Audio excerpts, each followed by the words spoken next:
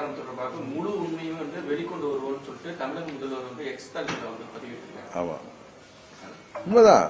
முதலமைச்சர் பொறுப்பாக தான் போன சனிக்கிழமை அவர் செயல்பட்டு வருவதாக தான் தமிழ்நாடு அரசாங்கமாக இருக்கட்டும், காவல்துறை சரியாகத்தான் செயல்பட்டு வருவதாகத்தான் நான் நினைக்கிறேன். முதலமைச்சருக்கு ஒன்றும் யாரையும் கைது செய்துவிட வேண்டும் என்கிற நோக்கம் இருப்பதாக டே ஒன்லேருந்து தெரியுது. ஆணையத்துடைய அறிக்கை வந்த பிறகுதான் நாங்கள் மற்ற இதெல்லாம் முடிவெடுப்போம்னு சொல்லியிருக்காங்க. இது ஏதோ நான் அரசாங்கத்துக்கு ஆதரவாக பேசுறேன்னு இல்லை, நடக்கிறதா நான் உங்களுக்கு தெரியும். நியூட்ரலா நம்ம பார்க்கிறப்ப, ஒரு குடிமகனா பார்க்கிறப்ப எல்லாம் சரியா தான் நடக்குது. ஆனா வழக்கம் போல அண்ணன் பழனிசாமி அது ருசி கண்ட பூனை மாதிரி எப்படியாவது பதவிக்கு வந்து விட வேண்டும், அதிகாரத்தை கைப்பற்றிவிட வேண்டும். அவர் பேசுவதும் ஆடு நினைவுன்னு ஓனாய் அழுகிறது போல தாவகாவிற்காக அவர் வக்கீலை போல வாதப்பட்டு இருக்காரு. வீடு பத்திக்கிட்டே வீரப்ப சுருட்டுக்கு நெருப்பு கேட்ட மாதிரி கூட்டணி கணக்குகளை பேசி, இது கூட்டணி பேசுகிற நேரமா? பாரதிய ஜனதா கட்சி சார்பாக ஒரு குழு வந்ததுதான் உண்மையிலேயே பழனிசாமிக்கு இணையாக பாஜகவும் அரசியல் செய்வது உண்மையிலேயே வருத்தம் அளிக்கிறது. இந்த ஹோல் இஷ்யூல விஜய் என்ன தப்பு பண்ணார்? நான் வந்து அவர் 1 மணி நேரம் லேட்டாக வந்தாருங்கிறீங்களா? 1 மணி இருக்கட்டும், அது ஒரு குற்றம்னு சொல்ல முடியுமா? வர்ற வழியில் வந்து கூட்டம் இருந்திருக்கலாம், அவர் பார்த்து வந்திருக்கலாம், அதனால் தாமதமாக இருக்கலாம். அது வந்து கிரிமினாலிட்டி இல்லை. பாஜகவை பொறுத்த மட்டும் இப்படியெல்லாம் குட்டையை குழப்ப வேண்டும் என்பதோ அதற்கான முயற்சியை மேற்கொள்வார்கள். தமிழகத்திலே பாஜக யாரையாவது அழித்து தமிழகத்திலே உள்ளே நுழைய வேண்டும் என்று பாஜக பல ஆண்டுகளாக முயற்சிக்கிறது. பாஜக RSS சித்தாந்தமே மற்ற கட்சிகளை, அதுவும் தோழமை அடிப்படையிலே தோழமை வைத்து கழுத்தறுப்பது தான் பாஜகவுடைய சித்தாந்தம். ஆனால் இதை பொறுத்த மட்டும் இந்த தாவேகா தான் அதை புரிந்து கொள்ள வேண்டியது. பாஜக எந்த காரணத்திற்காக அவர்கள் உங்களை ஆதரிக்கிறார்கள் என்பதை பற்றி. ஆனால் ஏறக்குறைய 7 நாள் ஆகிவிட்டது. அதனால் அவர் அரசியல் கட்சி நடத்தக்கூடியவர், அது 2026 சட்டமன்ற தேர்தலில் ஃபேஸ் பண்ணக்கூடியவர், தொடர்ந்து வந்து வீடியோ மூலமாகவே கருத்தை சொல்லிக் கொண்டிருப்பது சரியாக இருக்காது. களத்துக்கு வீட்டினுடைய கதவுகளை திறந்து கொண்டு வெளியே வந்து பேசிட்டோம். ஆச்சா, நான் எந்த விதத்திலையும் காரணம் இல்லை அப்படிங்கிற சொல்லணும். நான் எந்த விதத்திலையும் அப்படி ஒரு வேளை எனக்கு கண்டுபிடித்தால் சட்டம் என்ன நடவடிக்கை எடுக்கணுமோ அது ஃபேஸ் பண்ணணும். அப்படி சட்டம் வந்து அது தடுக்க முடியுமா? வெளியே வந்து அதை சொல்லணும். வீடியோக்களால் வந்து எந்த தலைவரும் வந்து மக்களை வந்து தொடர்பு கொள்வது அது அவருக்கே நல்லது கிடையாது.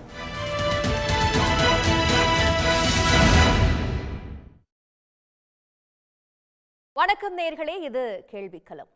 முதலமைச்சர் தெரிவித்திருக்கக்கூடிய கருத்து, உயர்நீதிமன்ற உத்தரவின் பேரில் அமைக்கப்பட்டிருக்கக்கூடிய சிறப்பு புலனாய்வு குழு விசாரணையை தொடங்கும்.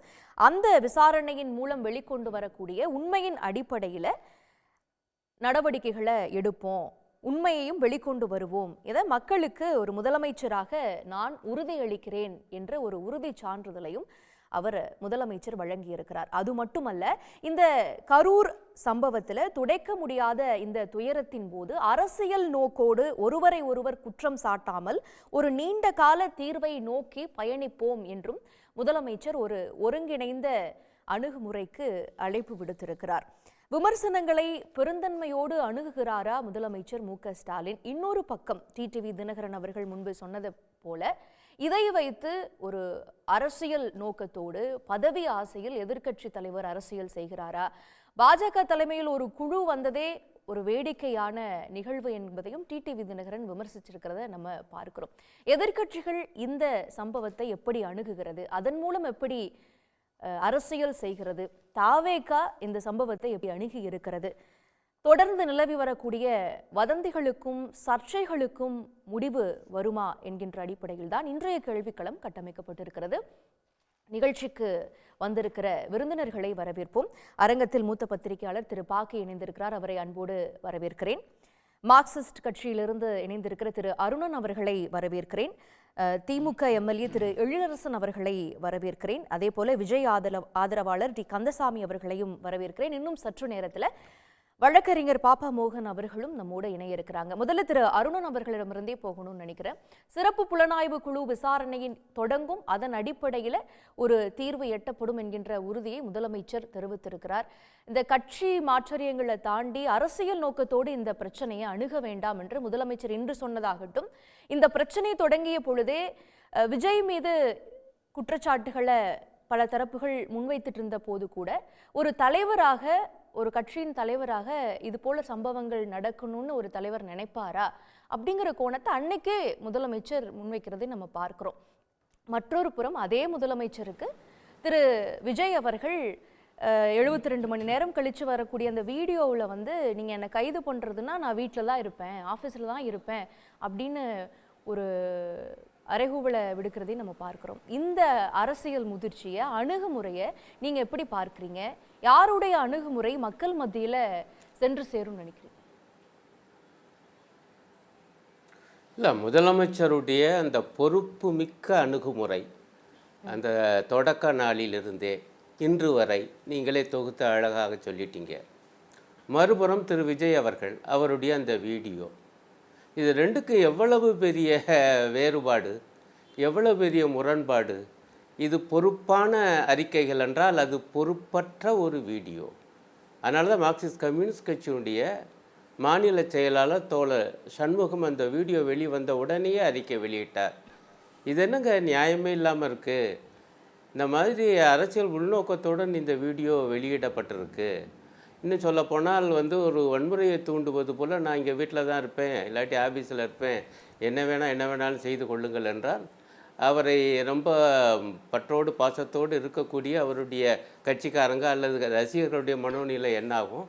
இது பற்றியெல்லாம் நினைச்சு பார்க்காம இப்படி ஒரு வீடியோ விட்டுருக்காரு, என்ன நியாயம்?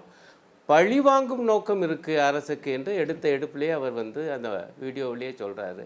அப்போ அந்த 41 பேர் சாவுக்கு யார் காரணம்? இப்போ பாருங்கள், இது பழி வாங்கும் நோக்கு. இன்னும் பாஜக காரங்களும் சரி அல்லது எதிர்க்கட்சி தலைவர் எடப்பாடியாரும் சரி, இதுக்கு அரசாங்கம் தான் பொறுப்பு. இந்த மாதிரி இன்னும் சில பேர் சதியே இருக்கியா, இதில் ஒரு சதியே இருக்கையா என்று சில பேர்.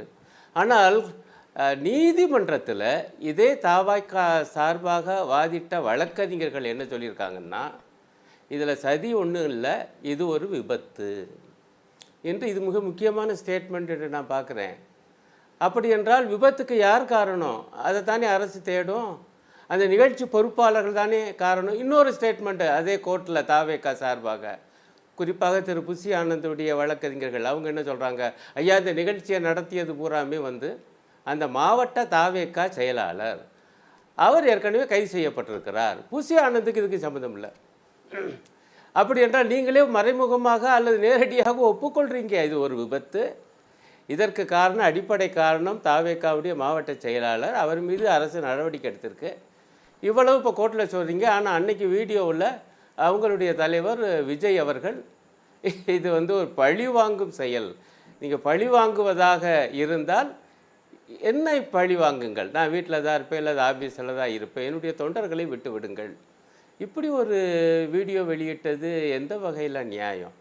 ஆகவே அதனால தான் சொல்கிறேன், இது ஒரு பொறுப்பற்ற வந்து ஒரு வீடியோவை அவர் வெளியிட்டார். ரொம்ப கவனமாக தான் அந்த வார்த்தைகளை போடுறேன். ஏன்னா அந்த முதலமைச்சர் சொல்லியிருக்கிறது எல்லாருக்கும் பொருந்தும் நான் நினைக்கிறேன். அவர் அந்த அறிக்கையை முடிக்கும்போது இன்றைய அறிக்கையில், ஐயா ஒருத்தருக்கு ஒருத்தர் பழி சொல்லிகிட்டு இருக்க வேணாம், ஐயா குற்றச்சாட்டு சுமத்திட்டு இருக்க வேணாம், நீதிமன்றம் மாண்பமை நீதிமன்றம் கூறியிருக்கக்கூடிய கருத்துக்களையும் வழிகாட்டுதல்களையும் தமிழ்நாடு அரசு பின்பற்றும். மொதல் வாக்கியம். அடுத்த வாக்கியம், அந்த சிறப்பு புலனாய்வு குழுவுடைய முடிவுகள் வரட்டும், அதில் உண்மைகள் தெரிஞ்சு போகும்.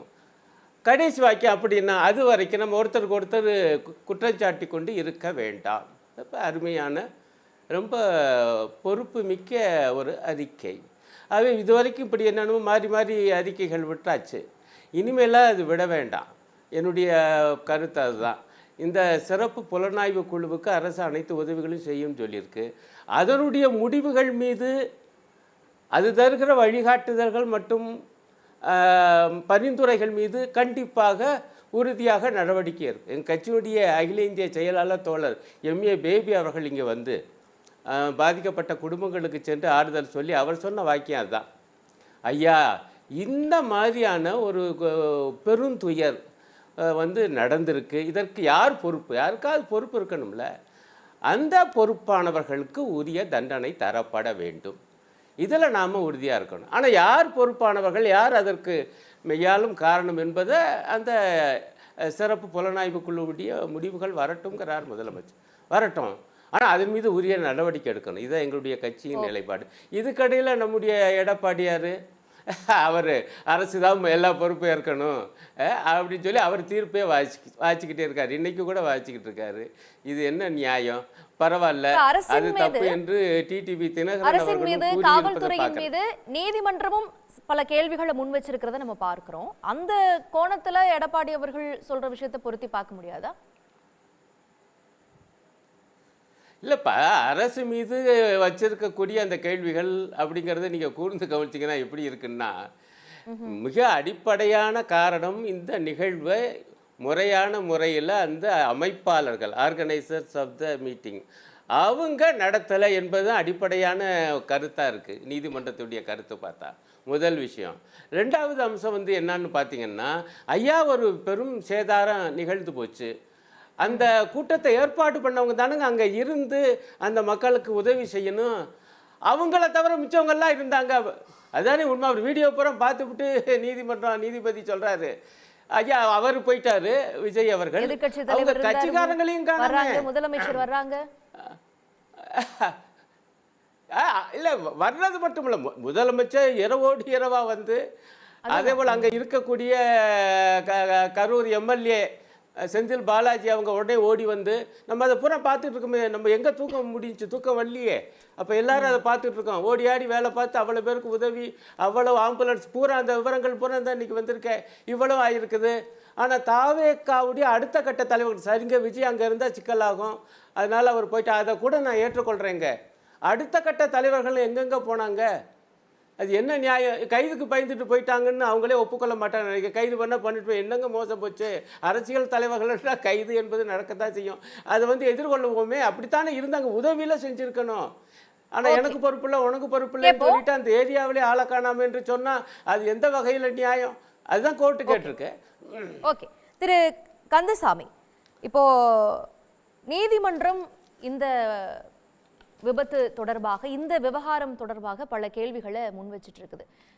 இந்த சம்பவம் நடந்த பொழுது பல அவதூறுகளை தாவேக தரப்புல இருந்து பரப்பப்பட்டது, வெளிவந்ததெல்லாம் பார்க்குறோம். அந்த சதி இருக்குது, நிறைய கான்ஸ்பிரசி தியரி எல்லாம் முன்வைக்கப்பட்டது. அதையெல்லாம் ஏன் நீதிமன்றத்தில் சொல்லலை? அப்போ தவறாக தொண்டர்களை, மக்களை தாவேக வழிநடத்துகிறதா?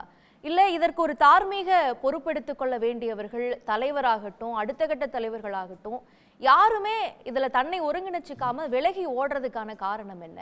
அப்ப இது என்ன கட்சி, இது என்ன ஒருங்கிணைப்புன்னு நீதிமன்றம் கேட்ட கேள்விக்கும் பொதுவாக சபையில எழக்கூடிய கேள்விக்கும் என்ன பதில்? முதலில் அனைவருக்கும் வணக்கம்.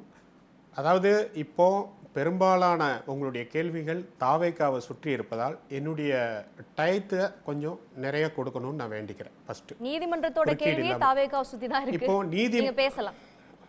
இல்லை இருக்கட்டும் பரவாயில்ல, குறுக்கீடு இல்லாமல் கூட தான் நல்லாயிருக்கும்.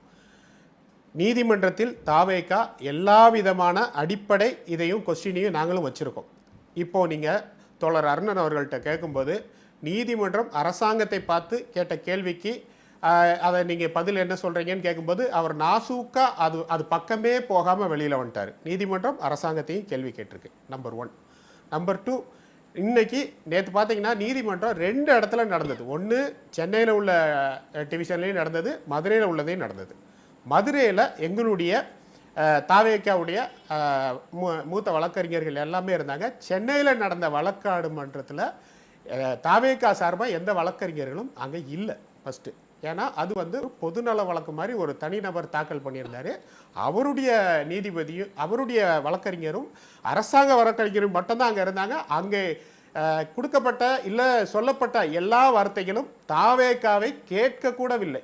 இப்படியெல்லாம் சொல்கிறாங்களே, நீங்கள் எதையாச்சும் சொல்கிறீங்களா, கன்சிடர் பண்ணுறீங்களா, ஏதாச்சும் பதில் சொல்கிறீங்களா அப்படின்னு கேட்காம அவசரமாக அந்த வழக்கு விசாரிக்கப்பட்டு அவசரமாக எல்லாமே சொல்லப்பட்டது. ஏனென்றால் அந்த இது வந்து இன்னைக்கு பண்ணலை அப்படின்னா அடுத்து ரெகுலரான பெஞ்சுக்கு மாறிடும், இன்னைக்கே முடிச்சிடணுங்கிறதுக்காக தாவேக்காவிடம் எந்த வகையான கேள்வியும் கேட்காமல் அந்த நீதிபதி வந்து வேகமாக எல்லாத்தையும் சொன்னார். அது வந்து ஒன்று. ரெண்டாவது, மதுரை கிளையில் நடந்த எல்லாத்துலேயும் ஆர்கியூமெண்ட் நாங்கள் தெளிவாக வச்சுருக்கோம். அந்த இதில் வந்து நாங்கள் லேட்டாலாம் போகலை. 3 மணிலேருந்து 10 மணி வரை தான் நாங்கள் டைம் கேட்டிருந்தோம். அந்த டயத்துக்குள்ளே தான் அங்கே ரீச் பண்ணோம். அது மட்டும் இல்லாமல் அங்க கூட்டம் கூடுறது, ஆமா 10,000 பேர் வரும்னு சொன்னோம். 10,000 பேருங்கிறது எங்களுடைய கேடர்ஸ் வருவாங்க அப்படிங்கிற கணக்குல நாங்க சொன்னோம். ஆனால் அங்க கூடியவர்கள் ரசிகர்களும் கூடினாங்க, பொதுமக்களும் கூடினாங்க, வேற கட்சிக்காரர்களும் விஜய் அவர்கள் என்ன பேசுறாங்க அப்படின்னு கவனிக்கிறதுக்காக கூட தான் செஞ்சாங்க. அப்படி கூடும்போது ஏற்கனவே நாங்க வந்து 3 மணில இருந்து 10 மணி வரை இல்ல இங்க ஒரு கேள்வி எழுது சார். இல்ல நீங்க சாதாரணமா சொல்லிட்டு நான் வந்து நீங்க குறுக்கே இல்லாம சொன்னாதான் நீங்க கேட்ட கேள்விக்கு என்னால பதில் சொல்ல முடியும். இடையில பல கேள்விகளை எழுப்புனீங்கன்னா பாக்குற மக்கள் வந்து இத பாத்துட்டு அவங்க தெளிவான பதில் போய் சேரணும். 10 மணி வரைன்னு சொன்னீங்க. அப்புறம் எதுக்கு அதிகாரமான உங்களுடைய வலைதள பக்கத்துல 12 மணிக்கு விஜய் வருவாரு இடையில கேள்வி கேட்டா மறுச்சு கேள்வி கேட்டா என்ன செய்ய சொல்லுங்களேன். கேள்வி கேட்கிறது தான் சார் விவாதம். 3 மணில இருந்து 10 மணி வரை வருவோம் அப்படிங்கிறதுக்கு மதுரை கோர்ட்ல வந்து கவர்மெண்டே அதை தாக்கல் பண்ணிருக்கு. என்ன டைம் நீங்க பர்மிஷன் கொடுத்தீங்க? 3 to 10. அந்த 3 to 10ல தான் அங்க ரீச் பண்ணோம். அதுக்கு மக்கள் கூட்டம் ஏற உளவுத்துறை என்ன பண்ணுச்சு? ஏற்கனவே 5 இடத்துல வந்து நம்ம கூட்டம் போட்டிருக்கோம். அங்க மக்கள் கூட்டம் ஏறுதுன்னு உளவுத்துறைக்கு தெரியும். நாங்க 10,000 பேர் வரும்னு சொன்னோம். அந்த 10,000 பேர் இல்லாமல் ரசிகர்கள் 10,000 பேர் தான் நாங்க கேடர் சொல்லி இருக்கிறோம். அதிகமாகவும் கூட்டம் வரும், இந்த இடம் போதாது ஏதாவது சொன்னீங்களா? இந்த இடம் வேணும்னு கேட்டு வாங்கிக்கிட்டீங்க. 60,000 பேர் கூடுற கூட்டத்துக்கு இந்த 60,000 பேர் நிக்கிறதுக்கு கூட்டம் 60,000 பேர் கூடுற கூட்டத்துக்கு இந்த இடம் இருக்கு, அது அளந்திருக்கோம். இல்லன்னா நாங்க 10,000 பேர் வரை எதிர்பார்க்கிறோம் அப்படின்னு சொல்லியிருக்கோம். 10,000 பேருங்கிறது எங்கள் தாவேக்காவோட கேடர்ஸ். அதை தாண்டி பொதுமக்களும் மாற்று கட்சிக்காரர்களும் ரசிகர்களும் வரும்போது கூட்டம் கூடுறது தக்கன யார் முடிவெடுக்கணும்? அந்த இடத்துல காலையில இருந்து கூட்டம் கொடுத்துன்னு சொல்றீங்க. அப்ப உளவுத்துறை என்ன செஞ்சுக்கிட்டு இருந்தது? அதைத்தான் நாங்க சொல்கிறோம். நீங்க அந்த இடத்துல ஒரு வண்டி போறதுக்கோ இல்ல ஆம்புலன்ஸ் போறதுக்கோ இப்ப வந்து முதலமைச்சர் அவர்கள் மீட்டிங் நடந்தாலோ இல்ல மற்றவர்கள் மீட்டிங் நடக்கும்போது எப்படி ஒரு ரோடு நடுவுல ஒரு வண்டி போறதுக்கு இடம் வச்சிருக்கோம், அந்த மாதிரி நீங்க பேரிகேட் போட்டு வச்சிருக்கலாம். கூட்டம் கூடுதுன்னு உங்களுக்கும் தெரியும். 5 கூட்டம் பார்த்திருக்கீங்க, 2 மாநாடு பார்த்திருக்கீங்க. அப்ப அந்த உதவிகளை இந்த அரசு செஞ்சிருக்கணும்ல. அரசு வந்து அதனுடைய வேலை எல்லாத்தையுமே தட்டி கழித்து விட்டு எல்லா பொறுப்பையும் திரு விஜய் அவர்கள் மீதும் தாவேக்கா மீதும் வைக்கிறது எந்த விதத்தில் நியாயம்?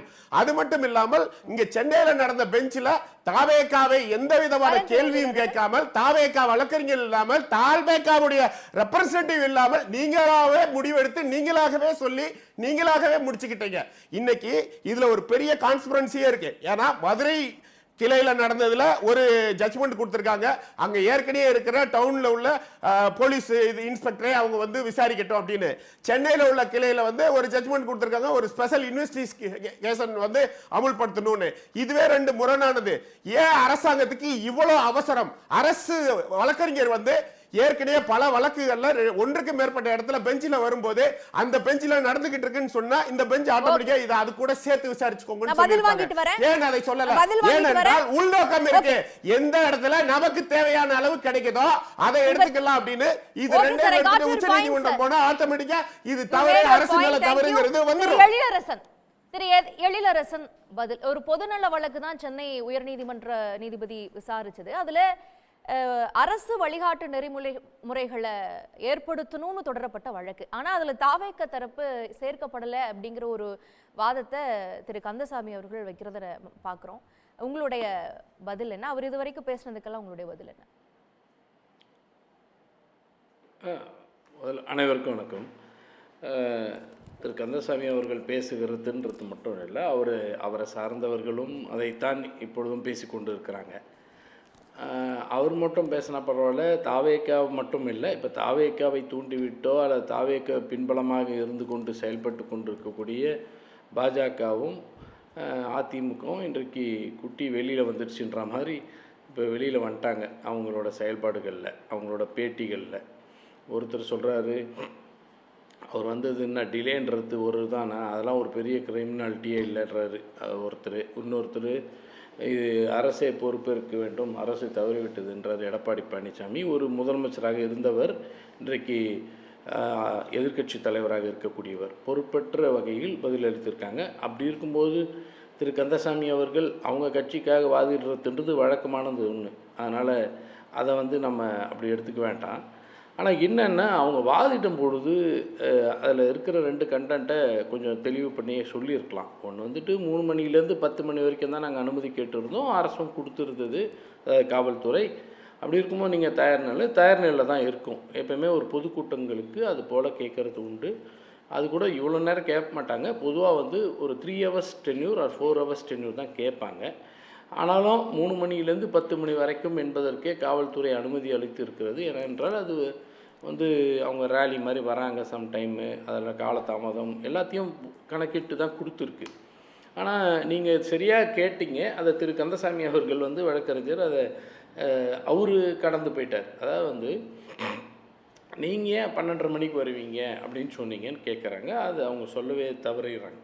ஒரு பொதுக்கூட்டமோ அல்லது ஒரு மக்களை சந்தித்து பேசக்கூடிய நிகழ்வோ நடக்குதுன்னா ஒரு 1 மணி நேர கேப்பில் தான் விவகாரத்தை சொல்லுவாங்க. இந்த டைமுக்கு வராங்க, 6 மணிக்கு வரப்போகிற தலைவருக்கு 5 மணிக்கெல்லாம் வருவாங்கன்னு சொல்லுவாங்க. ஆனால் 6 மணிக்கு வரப்போகிற தலைவருக்கு வந்து மதியம் 12 மணிக்கு வருவாருன்னு சொல்கிற பழக்கம் எந்த அரசியல் கட்சிக்கும் இல்லை. அது இன்னொரு விஷயம் என்னென்னா, திரு கந்தசாமி அவர்கள் வாதிடுறாரு, ஆனால் அவருக்கு தெரிஞ்சு வாதிடுறாரா என்னன்னு தெரியாது. அவங்க நாமக்கல்லிருந்து கரூருக்கு வரக்கூடிய கணக்கு வைத்து தான் 12 மணின்னு சொன்னால் தான் நம்ம மக்கள் வந்து அசம்பிள் ஆவாங்க, ஒரு 1 மணி 1:30 மணிக்கு வந்துடுவாங்கன்னு கணக்கு போட்டிருக்கலாம். ஏன்னா நாமக்கலுக்கு அவங்க கணக்கு போட்டது காலையில் 8:30 மணிக்கு கிளம்புற விஜய் அவர்கள் அங்கே நாமக்கலுக்கு 10-10:30 மணிக்கு 11 மணிக்கு வந்துடுவார். வந்த பிறகு அவர் வந்து அங்கே பேசிட்டு கரூருக்கு வரணுன்னா கூட ஒரு 2 மணிக்குள்ளே வந்துடலான்ற கணக்கில் தான் 12-12:30 மணின்னு சொல்லியிருக்கணும். இது வந்து ஒரு நியாயமாக அனுபவமிக்க மக்களை நேசிக்கின்ற மக்கள் மீது அக்கறை கொண்டு அரசியலை அனுபவத்தோடு நடத்தக்கூடிய ஒவ்வொரு இயக்கமும் சொல்லக்கூடியது. ஆனால் இங்கே நடந்தது என்னென்னா, ஒரு ரசிகர்களை வந்து கூட்டங்களை பெரும் கூட்டமாக மாற்றுறதுக்கான ஒரு திட்டத்தோடு, அது என்னென்னா இன்னும் சொல்ல போனோம்னா அது வந்து டிசம்பர் மாதம் நடத்த வேண்டிய கூட்டம்னு அவங்க ஷெடியூல் அறிவித்திருந்த கரூரை ஏன் அவ்வளோ அவசரமாக நடத்தப்பட்டதுன்றது தான் இன்றைக்கி எல்லா ஊடகங்களும் எல்லா அரசியல் கட்சி தலைவர்களும் அரசியல் விமர்சகரும் எழுப்பக்கூடிய கேள்வி. அதனால் அவங்களுக்கு வந்து என்னென்னா 30 விழா திராவிட முன்னேற்ற கழகம் பல லட்சம் பேரை அழைத்தது, முறையாக உட்கார வைத்தது, நடத்தி இருக்கக்கூடிய அந்த நிகழ்வு பெருமை மிகுந்த நிகழ்வாய் அமைந்திருக்கிறது. கட்டுப்பாட்டோடு பெரும் கூட்டம் நடந்திருக்கிறது. இதை விட நான் பெரிய கூட்டம் காட்டுறேன் பாரு அப்படின்ற மாதிரி ஒரு நோக்கத்தோடு நடத்தப்பட்ட நிகழ்வாக தான் அது தெரியுது. அப்போ அன்ஆர்கனைஸ்டு ஒரு முறையற்ற தன்மையில் கவனம் அது எப்படி இருந்தாலும் நம்ம ரசிகர்கள் காவல்துறை அசஸ் பண்ணியிருக்கணும், அவங்க பாதுகாப்பை அதிகப்படுத்தி இருந்திருக்கணும் அப்படின்னு திரு கந்தசாமி அவர்கள் சொல்றதை பார்க்கிறோம். இன்னொரு பக்கம் இந்த குடிநீர் சுகாதார வசதிகளை எல்லாம் சட்டம் ஒழுங்கு கண்காணிச்சாங்களா அப்படிங்கிற கேள்வியை நீதிமன்றமும் முன் வச்சிருக்கு. அதை எப்படி அட்ரஸ் பண்றீங்க? இல்லை, நான் சொல்கிறேன், இப்போ கூட்டம் வந்து நார்மலாக வந்து 10,000 சொன்னாங்க, அது வந்து டபுள் ஆகிடுச்சின்னு சொல்கிறது வந்து அசீவ் பண்ணணுன்றது வந்து எப்போ நடக்கும்னா, ஒரு இடத்துல வந்துட்டு ஸ்டாட்டிக்கானுவாங்க. அதாவது வந்து எப்படின்னா, ஒரு பொதுக்கூட்டம் என்று சொன்னால் அங்கே சேர்ஸ் போடுவாங்க, அங்கே அசம்பிளிங்கோடைய க்ரௌடை வைத்து மூமெண்ட்டை வச்சு எங்கேருந்து வராங்களோ அதெல்லாம் வைத்து அந்த கூட்டத்தை அசஸ் பண்ண முடியும். அதையும் கடந்து சொல்லணும்னா, நீங்கள் நடத்தக்கூடிய கூட்டம் என்று இவர்கள் வைத்த நேரத்தை கடந்து அவங்களே சொல்கிறாங்க. முதல்ல வந்து சனிக்கிழமை அது ஃப்ரீயாக இருக்கும்னு சொன்னாங்கன்னு நம்ம நினச்சா, சனிக்கிழமை மாலை வேலையை விட்டுட்டு கூலி வாங்கிட்டு போகிறவங்களாம் வருவாங்க அப்படின்னு பார்க்கலையான்னு தாவேக்காவே பேசியிருக்கு. அப்போ கூலி வாங்கிட்டு போகக்கூடியவர்கள் எல்லோரும் அசம்பல் ஆகட்டும், அங்கே ஒரு பெரும் கூட்டம் கூடட்டும், அந்த கூட்டத்தையும் சேர்த்து நம்மளோட கூட்டமாக காட்டட்டும், அப்படி ஒரு பெரிய மாஸ் இருக்கிற லீடர்னு காட்டணுன்ற ஒரு எண்ணத்தோடு அவங்க அசம்பிள் பண்ண வைக்காத கூட்டமும் கூடியிருக்கு. இது வந்து மொபிலிட்டி கிடையாது. இப்போ தாவேக்காவிலேருந்து நிர்வாகிகள் அழைத்து வரக்கூடியவர்கள் என்பதை எல்லா மூமெண்ட்லேயும் பார்ப்பாங்க, எந்த ஊர்லேருந்து எவ்வளோ பேர் வராங்கன்னு பார்ப்பாங்க. அந்த மூமெண்ட் வந்து ஒரு 10,000 பேர்னா அந்த ஊரை சார்ந்தவர்கள் எதேச்சியாக அங்கே அசமானவங்களோட கூட்டம் 25,000 மாறி இருக்கும் பொழுது அது அன்அசியூம்டு அப்படின்றது ஒன்று. இரண்டாவது, இதையெல்லாம் கடந்தும் அங்கே எவ்வளோ பேருன்னா நார்மலாக போடுறத விட 20 பேருக்கு 25 பேருக்கு ஒரு காவலர் என்று போடப்பட்டிருக்கு. நார்மலாக போட்ட காவலர்கள் பார்த்திங்கன்னா அதே இடத்தில் அதே அளவுக்கு கூட்டங்களுக்கு ஏற்ப கணக்கெடுத்து எடப்பாடி பழனிசாமி அவர்கள் 2 நாட்கள் முன்பு பேசிய பொழுது அந்த இடத்துல போட்ட கவுண்ட் வந்து விட double the count of police வந்து போட்டிருக்காங்க. இது எஸ்பியும் சரி ஏடிஜிபியும் கரெக்டாக சொல்லியிருக்காங்க. என்னென்னு, இது வந்து அசியூம் பண்ணோம் நாங்கள், அதனால தான் கூடுதலான காவல், அதாவது 20 பேருக்கு பொதுவாக 50 பேருக்கே போடுறதே வந்து ஒரு பெரிய க்ரௌடுக்கு, 20 பேர் 25 பேருக்கே கணக்கெடுத்து நாங்கள் காவலர்களை நியமித்து பணியில் அமர்த்தியிருந்தோம் என்பது மிக மிக தெளிவான ஒன்று.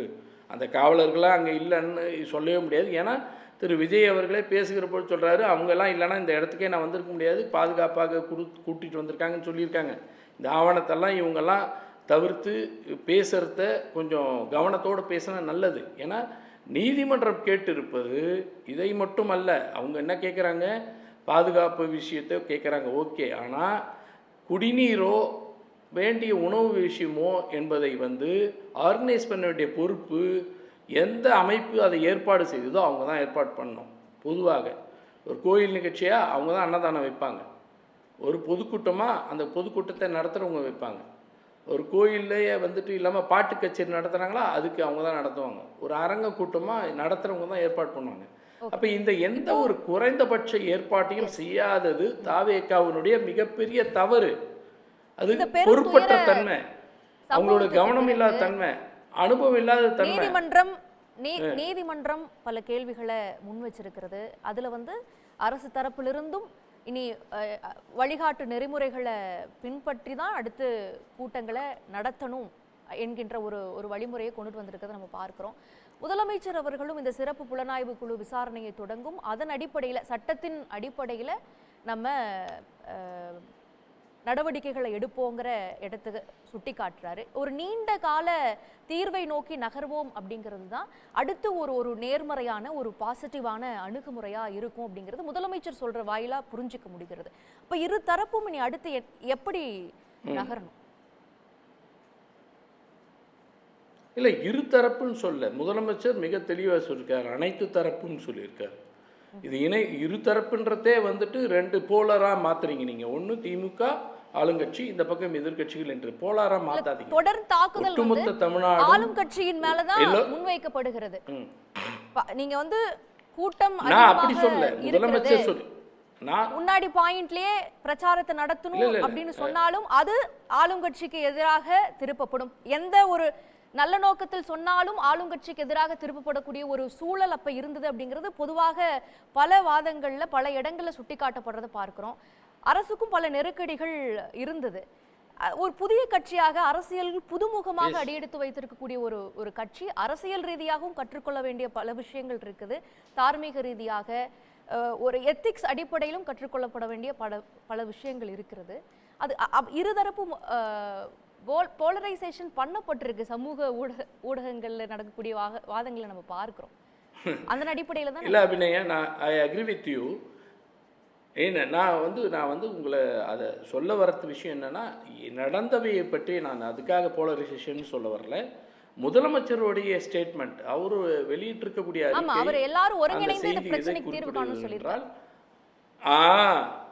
அதுதான் சொல்ல வரேன். நான் அதுக்கு தான் போலரைசேஷன் வேண்டான்னு சொன்னேன் தவிர நடந்திருக்க சம்பவத்தை சொல்லலை. முதலமைச்சர் சொல்ல வருவது அவருடைய மிக அனுபவம் வாய்ந்த செயல்பாட்டை காட்டுகிறது. முதல்ல அன்னைக்கு நடந்த பொழுதும் அவர் விரைந்து சென்றார். அங்கே விரைந்து சென்று பணிகளை மேற்கொண்டார். அதை ரொம்ப டென்ஷன் இல்லாமல், அதாவது மிகுந்த டென்ஷன் இருந்தாலும் அதை எந்த ஒரு அரசியல் நோக்கத்தோடு இல்லாமல், எவ்வளோ உடல்நிலை பாதிச்சிருக்கும் யோசிச்சு பாருங்கள். மிட் நைட்டில் ஒரு நார்மல் மேன், ஒரு சின்ன வயது உடையவங்களுக்கே பிரச்சனைன்னா அந்த வயது உடையவருக்கு அது பெரிய பிரச்சனைக்குரியது. தூக்கத்தை விட்டு எல்லாத்தையும் மன உளைச்சலோடு எவ்வளோ பேர் இறந்திருப்பார்களோ, என்ன ஆச்சோன்ற ஒரு பதற்றத்தோடு சென்றோம்.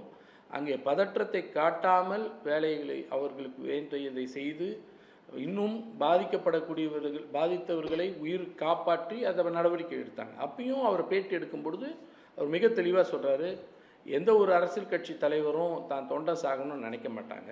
அதனால் இது அரசியல் ரீதியில் அணுகாமல் உயிரிழந்தவர்கள் பார்வையில் அந்த குடும்பத்திற்காக நாம் எல்லோரும் ஒன்று சேர்ந்து உழைப்போம், பாதுகாப்போம்னு சொன்னாங்க.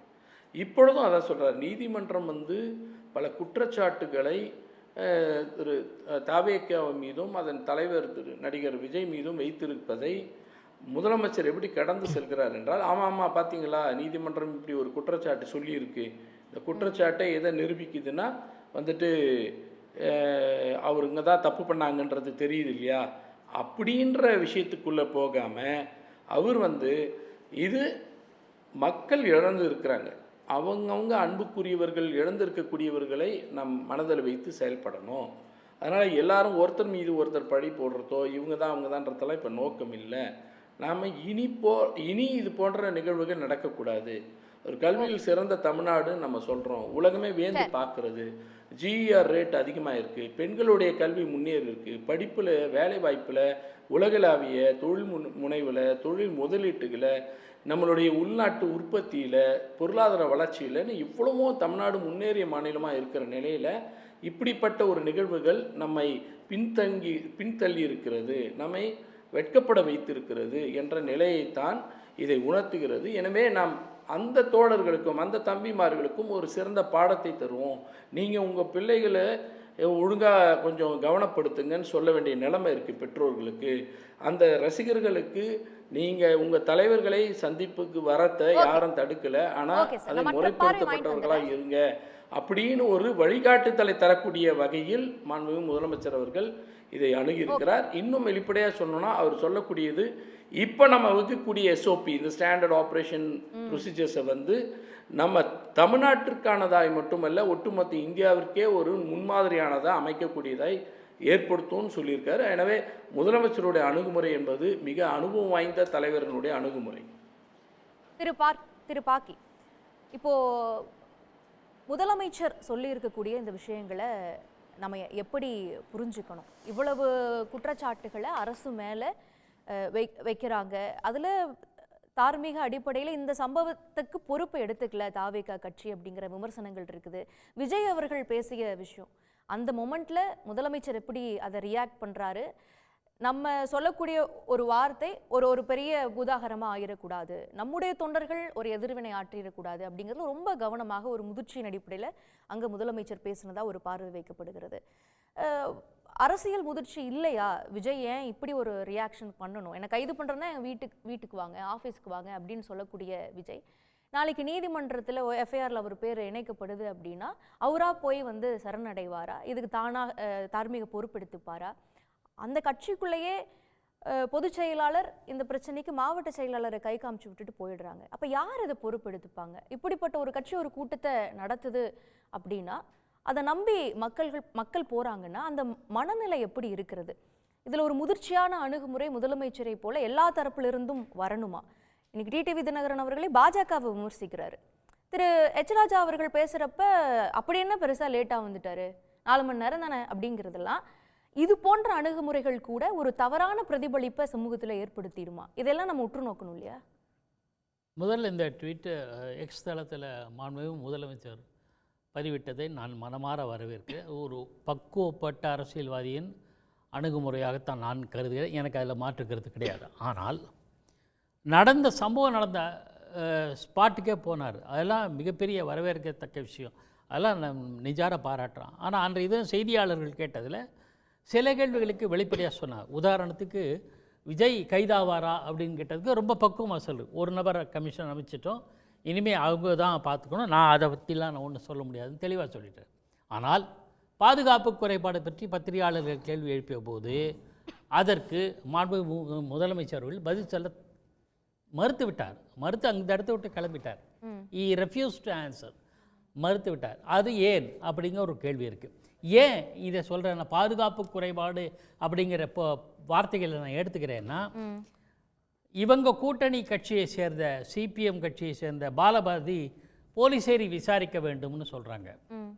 இன்றைக்கு 2 நீதிபதி நேற்றைய தினம் 2 உயர்நீதிமன்றத்தின் சென்னை மதுரை கிளை 2த்துலேயும் இருக்கிற நீதிபதிகள் யூனிஃபார்மாக சொல்கிற ஒரு விஷயம் என்னென்னா, பாதுகாப்பு விஷயத்தில் மதுரை பெஞ்சும் சொல்லியிருக்கு, பாதுகாப்பு விஷயத்தில் பற்றி போலீஸாரைய குறை சொல்லி, அதாவது அவர்கள் செய்த தவறு கேள்விகளை அரசாங்கத்துக்கு எதிராக கேள்வி கேட்டிருக்காங்க. உயர்நீதிமன்றம் தென்னை இது உள்பட 2 தரப்பிலையும் நீதிமன்றம் இந்த கேள்வி எழுப்பி இருக்கிறதுனால பாதுகாப்பு என்பது காவல்துறை என்ற துறையின் கீழே வருவதனால அந்த துறையை கண்காணிக்கிற, மேற்பார்வையிடுகிற, கவனித்து கொள்ளுகிற அரசாங்கத்தின் மீது வருகிறது. ஸோ அப்போ அதுக்கு யார் பொறுப்பு அப்படின்னா அரசாங்கம் எப்படின்னு மறைமுகமாக சொல்லலாம். நாம் வந்து நேரடியாக குற்றச்சாட்ட முடியாது, ஏன்னா எல்லாத்துக்கும் நேரடி குற்றச்சாட்டு பொருந்தாது. ஆனால் அதுக்கு பதில் சொல்ல வேண்டிய கடமை அவர்கள் இருக்கு. அப்ப விஜய் பக்கம் இல்லையா? விஜய் பக்கம் இருக்கு. நீங்க எச்ராஜாவை காவல்துறை பார்த்து கேட்கக்கூடிய கேள்விகளுக்கு பின்னாலும் தாவேகாவின் மீதான குற்றச்சாட்டு தானே ஒளிந்துட்டு இருக்கு. நிச்சயமா அதுல நான் மாற்று கருத்து சொல்ல. நான் காவல்துறை மீதான தவறையும் 2 நீதிமன்றங்களும் பதிவு செய்திருக்கேன். இன்னைக்கு எங்கிட்ட இருக்க டீட்டெயில்ஸ் இருக்கு.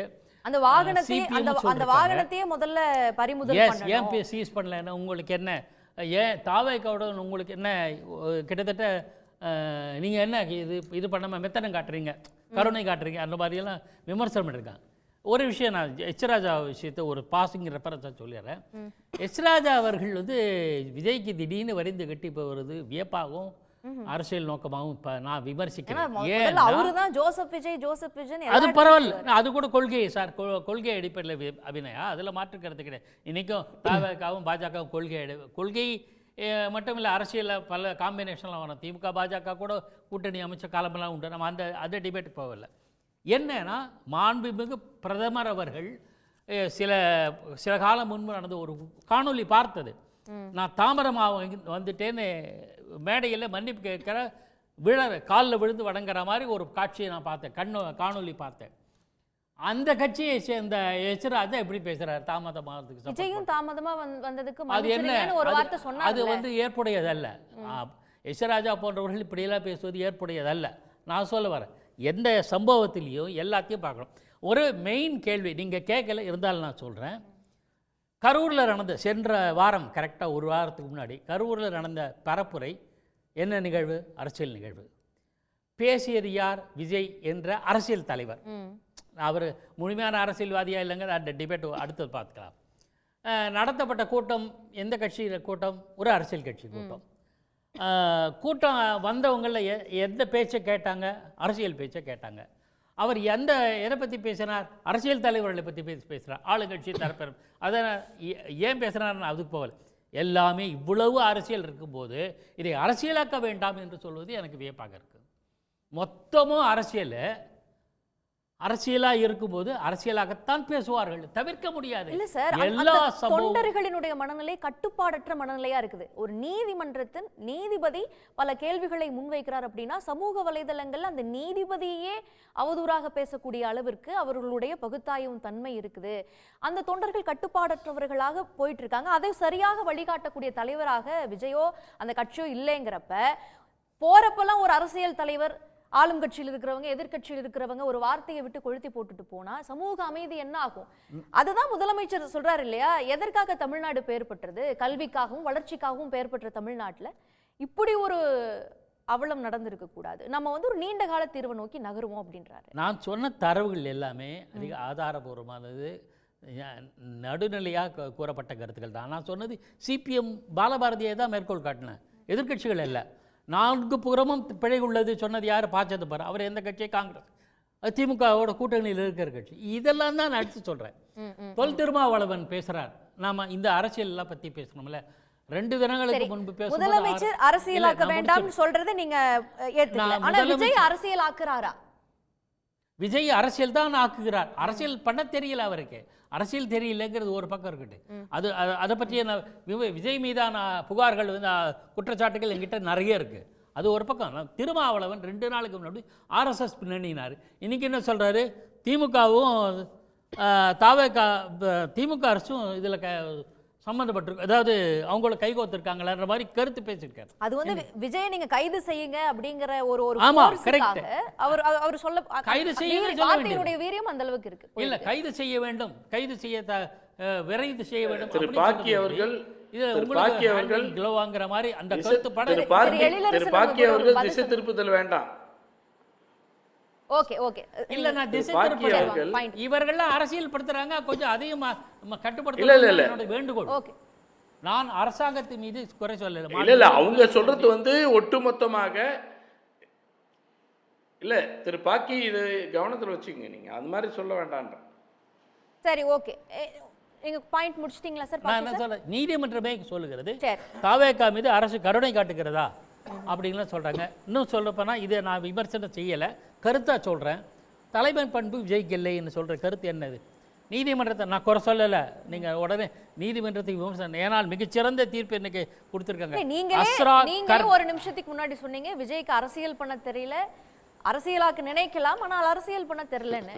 அப்போ ஒரு அரசியல் கட்சிக்கு தலைவராக வருவருக்கு அரசியல் பண்ண தெரியலனா தலைமை பண்பு இல்ல. எனக்கு உடன்பாடு, கூட்டத்தை சரியாக நடத்த தெரியலனா தலைமை பண்பு இல்ல. எனக்கு உடன்பாடு, முழு உடன்பாடு, 150 விழுக்காடு உடன்பாடு. சொல்வது யாருன்றது அதுக்காக நீதிமன்றம் சொல்லுகிறது. ஆனால் அதே நீதிமன்றம் சிறந்த காவல்துறை அதிகாரியின் அஸ்ரா கர்கா வச்சிருக்கிறதுனால மனமாற வரவேற்கிறது. இப்போ உண்மை, முழு உண்மை தெரியுது. முதலமைச்சரோட ட்வீட்டில் முக்கியமான ஒரே ஒரு வரி தான் எனக்கு கவர்ந்தது. முழுமையான உண்மை வெளிவரும்னு சொன்னார். அதை தான் எதிர்பார்த்து காத்திருக்கிறோம். ஓகே திரு பாப்பமுகன், நீங்கள் எப்படி பார்க்குறீங்க? இப்போ நீதிமன்றம் மதுரை கிளையாகட்டும், சென்னை உயர் நீதிமன்றத்தில் விசாரணை நடைபெற்ற போதுமாகட்டும், பல விஷயங்கள் பேசப்பட்டிருக்கிறது பார்க்குறோம். கேள்விகள்ங்கிறது அரசு தரப்பு மீதும் எழுகிறது, தாவேக தரப்பு மீது எழுகிறத நம்ம பார்க்கிறோம். ஒரு சமூகமாக நம்ம பார்க்க வேண்டிய விஷயங்கள், வழிகாட்டு நெறிமுறைகள், இது போல அடுத்த ஒரு நீண்ட கால தீர்வுக்கும் அது வழிவகுத்திருக்கிறத நம்ம பார்க்கிறோம். நீதிபதிகள் சொன்ன விஷயங்கள் மீதும் சில விமர்சனங்கள் வருது. திரு பாக்கி அவர்கள் சொன்னது போலவே இதை நீங்க எப்படி எடுத்துக்கணும்? முதலமைச்சருடைய அணுகுமுறை எப்படி இருக்கு இன்னைக்கு அவர் சொல்லியிருக்கக்கூடிய விஷயங்கள்? வந்து 27ஆம் தேதி நடந்த சம்பவம் என்பது ஒரு டிசாஸ்டர் தான். அது வந்து மனித பேரவலம், எப்பயுமே மேன்மேட் டிசாஸ்டர்னு சொல்கிறோம்ல அது மாதிரி. ஆனால் இது வந்து விஜய் அவர்களோ அவருடைய தாவேக கட்சியோ தன்னுடைய தொண்டர்கள் சாகணும்னு நினைக்கல, ஆனால் அதற்கான வழிவகுத்து விட்டது என்பது அவர் நடவடிக்கை என்பது தான் முக்கியம். ஒரு அரசியல் கட்சி எப்பயுமே வந்து ஒரு கொள்கைகளை வந்து வித்துட்டு அமைப்பு உருவாக்குறது தான் முக்கியம். இவர் வந்து அரசியல் கட்சியாக அறிவித்த போதே மத்திய ஆண்டு கொண்டிருக்கிற ஆட்சியை பார்த்து பாசிசம்ங்கிறாரு, அதற்கு எதிராக நிற்கிறத பார்த்து பாயாசங்கிறாரு. அப்போ ஒரு கொள்கை நிலையில் வந்து ஒரு தெளிவில்லை என்பது அன்றிலிருந்து பார்த்தோம். இப்போ அவருடைய என்ன முறை என்னென்னா 2026 தேர்தலில் மிகப்பெரிய மாற்றம் வரும்னு தான் முதலமைச்சராக போகிறோம் அப்படின்னு சொல்லி அவருக்கு ஒரு மிகப்பெரிய ஒரு வந்து ஃபேன்ஸ் இருக்காங்க, அதெல்லாம் உண்மைதான். ஆனால் அந்த ஃபேன்ஸாக இருக்கக்கூடிய ரசிகர்கள் எல்லாம் அரசியல் கட்சிக்குரியவர்களாக மாறிட்டாங்களான்னு சொன்னால் கிடையாது. ஏன்னா அவருக்கு ஒரு அங்கே இருக்கக்கூடிய தலைவர்களே 2ஆம் கட்ட தலைவர்களே நான் பார்த்தோம்னு சொன்னால் அதற்கான சரியான வந்து அவங்கள்ட்ட தலைமை கட்டுப்பாடு இல்லைங்கிறது தெரியுதுக்கு காரணம் வந்து விக்கிரவாண்டி ஆரம்பித்து அது மதுரை, அரியலூர், திருச்சி இந்த நிலைகள் போனால் பார்க்கிற போது ஒரு மிகப்பெரிய கூட்டத்தை காமிச்சு தான் அடுத்த காலமாக ஆட்சிக்கு வராங்கிறதுக்கான முயற்சி தான் எடுத்தானே தவிர. ஆனால் இவர்கள் வந்து 26ஆம் தேதிக்கு பரிசு கொடுக்குறாங்க. நாம் கரூரில் வந்து அங்கே ஆய்வுக்குழு போயிருந்தாங்க, இந்தியன் அசோசியேஷன் ஆஃப் லாயர்ஸ் போயிருந்தாங்க, ஆய்வு பண்ணாங்க. அவங்கள்ட்ட போனால் பார்த்தோன்னாங்க. எனக்கும் பர்சனலாக தெரியும், அங்கே வந்து வழக்கு நடத்துகிறவன் நான், எனக்கு அலுவலகம் இருக்குது. இப்போ என்ன நடந்திருக்குன்னா, இவர் அன்னைக்கு வந்து காலையில் 9 மணிக்கு வந்து தாமதமாக அங்கேருந்து புறப்பட்டு வந்தது என்பது ஒரு கேள்விக்குரிய விஷயம். அவர் தான் விளக்கணும், அது கட்சித் தலைவர் விளக்கிற்கு வேணும் ஏன் தாமதம் வந்தாங்கன்னு சொல்லிட்டு. இல்ல அவர் சொல்றாரு திரு கந்தசாமி விஜய் ஆதரவாளர், நான் சொல்றேன் 3 to 10 மணி வரைக்கும் தான் நாங்க கரூர்ல கேட்டோம். ஓகே, நீங்க இதுக்கு சொல்றீங்க, நாமக்கல் சொல்றீங்களா? ஆமா, வேலூருக்கு வரும்போதே குறிப்பிட்ட நேரத்துக்கு வரல அவர், இப்போதான் வராரு. நீங்கள் சென்னையிலேருந்து உங்கள்கிட்ட ஹெலிகாப்டரில் தனியாக வரீங்க. அப்போ ஹெலிகாப்டரில் வரக்கூடியவங்க அந்த இடத்துக்கு தாமதம் வருங்கிற போது தாமதம் வர்றது அறிவித்திருக்கு வேணும். ஏன்னா வந்து தாமதம் ஏற்படலாம் ஏதோ ஒரு காலத்தில், அறிவித்திருக்கு வேணும், அதை அறிவிக்கலை. இரண்டாவதாக கரூரை பொறுத்த வரைக்கும் 3 மணிலேருந்து 10 மணிக்கு டைம் கொடுத்துருக்காங்க போகிறாமே. ஆனால் எங்கள் தோழர் குழுவில் போய் அங்கே வந்து ஆய்ந்து பார்த்தபோது 12 மணிக்கு வருவதாக புஷி ஆனந்த் மூலியமாகவும் மற்ற மூலியமாகவும் தகவல் புறம் போயிடுச்சு. அந்த பகுதி பஸ் ஸ்டாண்டை கேட்டிருக்காங்க, அங்கே தரல. ஏற்கனவே எடப்பாடி பழனிசாமி போட்டிருக்காங்க. இங்கே பார்த்தோம்னா 3 வழி இருக்குது, 3 வழி ஒரு சந்து மாதிரி இருக்குது போகிறாமே.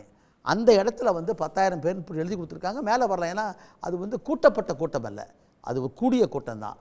இன்னும் சொல்ல போனால் பெண்கள் குழந்தைகள் வர வேண்டாம்னு சொல்லியிருக்காரு. அதையெல்லாம் கேட்குற அளவுக்கு கட்சி அல்ல, அது ஒரு ரசிகர் கூட்டம், அவரை பார்க்குறதுக்காக வர கூட்டம். அப்போ இவர் வந்து அந்த மண்மங்கலம், மணமேடு, முனியப்பன் கோயில், இந்த முனியப்பன் கோயிலுக்கு வருகிற போது திடீர்னு அவர் நோக்கி வந்திருக்க கூட்டம் ஆயிரக்கணக்கில் நிற்கிறாங்க. அந்த இடத்துல ஏன் இவர் ஆஃப்ட்டு 1/2 மணி நேரம் உட்காந்துட்டார், வெளியே வரல. ஏற்கனவே மண்மங்கத்தில் வந்து இந்த மாதிரி இறங்கி நின்று கும்பிட்டுத்தாருன்னா மக்கள் போயிருப்பாங்க. இவரை பார்க்க தான் வந்திருக்காங்க போகிறாமே. இவர் பார்க்காத காரணத்தினாலையும் அந்த அந்த முனியப்பன் கோயிலிருந்து அப்படியே ஜனங்களை வந்து கூட்டிகிட்டு வர்றாரு. ரோட் ஷோ கூடாதுன்னு சொல்லி 11 கண்டிஷன்ஸ் இருக்கு போகிறாமே. அப்போ ரோட் ஷோ கூடாதுன்னு சொல்லி ஒத்துக்கிட்டு ரோட் ஷோ நடத்திருக்கீங்க. அது மட்டும் இல்லை, ரோட் ஷோ இப்போ டிக்ளேர் பண்ணிங்கன்னா என்னாகும், 2 பக்கம் பேரிகேட் போட்டுருவாங்க, சீஃப் மினிஸ்டர் வராரு போட்டுருவாங்க. இங்கே அதெல்லாம் இல்லை. அந்த மக்கள் கூட்டமும் 200க்கும் மேற்பட்டிருக்கக்கூடிய வாகனங்களும் அப்படியே ஒட்டி ஒட்டி வருது. அந்த மாதிரி கூட்டிகிட்டு போகும்போதே காவல்துறை எங்கே என்னை பொறுத்தவரை தவறு பண்ணுதுன்னு சொன்னால், உடனடியாக நீங்கள் வந்து இந்த மாதிரி விதிகளை மீறி இருக்கிறீங்க, அங்கே ஏற்கனவே மக்கள் காத்துட்டு இருக்காங்க, நீங்கள் ரோட் ஷோ நடத்துவது சரியல்ல, காரணம் வாகனங்கள்லாம் இடிச்சு விடுறாங்க மக்கள் என்று சொல்லி அங்கேயே அவங்க தடுத்திருக்க வேணும். எப்படின்னா அந்த கூட்டத்தில் போய் தடுக்க முடியாது. அது 400 போலீஸ் தான் இருக்காங்க. கூட்டத்து பாயிண்ட்க்கு முன்னாடியே ஒரு பாயிண்ட்ல நின்னு இங்கேயே பேசிக்கலாம்னு சொன்னாங்க இல்லையா? அதான் சொல்ல வரேன். இப்போ என்ன சொல்லணும், உடனடியாக வந்து மேலதிகாரி வந்து விஜய்க்கோ புஷி ஆனந்த் இருக்கக்கூடியவர்களுக்கோ மற்றவங்களுக்கோ இந்த மாதிரி விதிமுறையை மீறி பண்ணுறீங்க, அங்கே வந்து ஏற்கனவே மக்கள் கூட்டமாக இருக்காங்க, இது நிறுத்தப்பட வேணுங்கிற கருத்தை சொல்லியிருக்கணும். அது ஒன்று தான் நான் பார்த்த வரைக்கும்.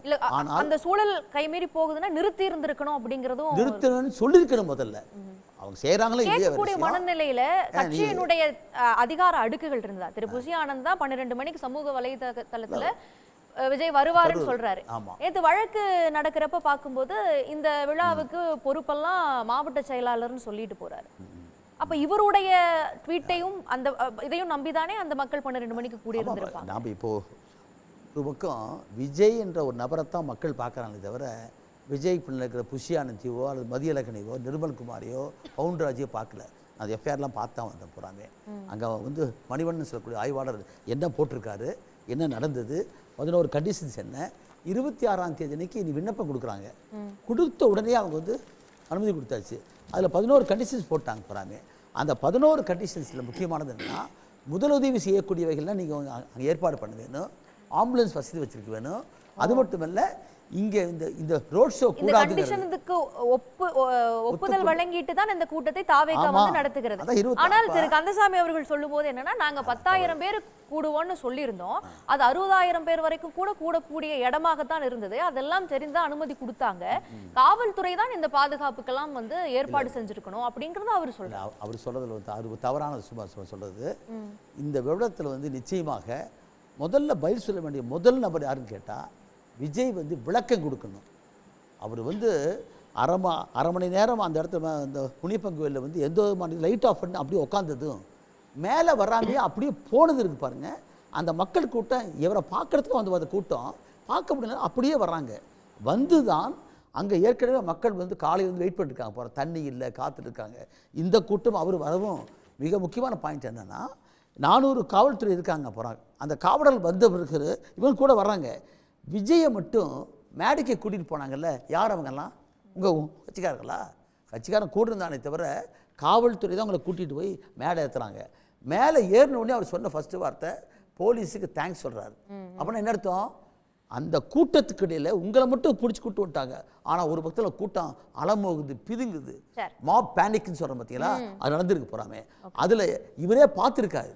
இவர் கண்ணு முன்னாலேயே ஒருத்தர் அந்த பொண்ணு சப்னான்னு சொல்லக்கூடியவங்க விழுந்திருக்காங்க, குழந்தை விழுந்திருக்காங்க. இதை பார்த்துட்டு தான் அந்த தண்ணி பாட்டம் தூக்கி போடுறாரு.